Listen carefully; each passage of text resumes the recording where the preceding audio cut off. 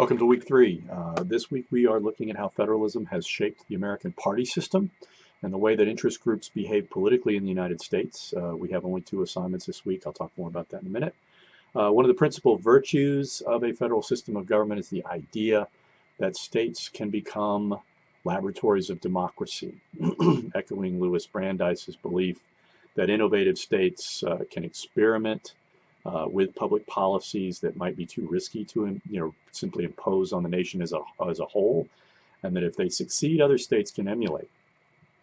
But there's a dark side to this notion as well.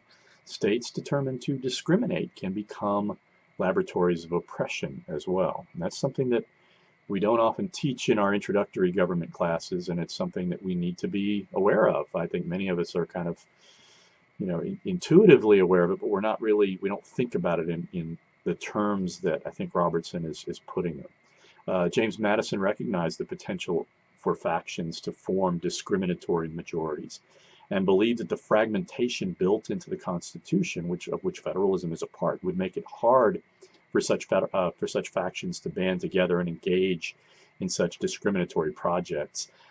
This week we'll start looking at whether or not there are some flaws in Madison's theory and whether some interests have been able to actually, kind of work the system a little bit. I think the primary benefit of this chapter is in illustrating how federalism can be deployed in a variety of ways to either advance a particular policy or to narrow the field of conflict as suits the parties or interest groups engaged on an issue.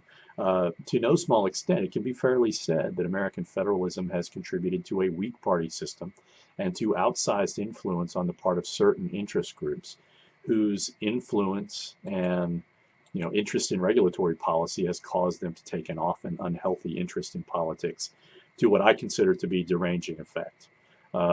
We only have the weekly forum and the quiz assignments due this week, but I would strongly urge you to begin work on your first short writing assignment, which is due at the end of week 4. This is week 3. So you have 2 weeks on this. At the very least, you should start reading the article for the assignment, which is Richard Rothstein's The Making of Ferguson.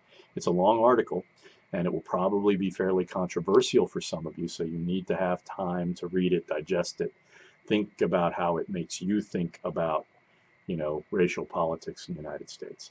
Let's have a great week.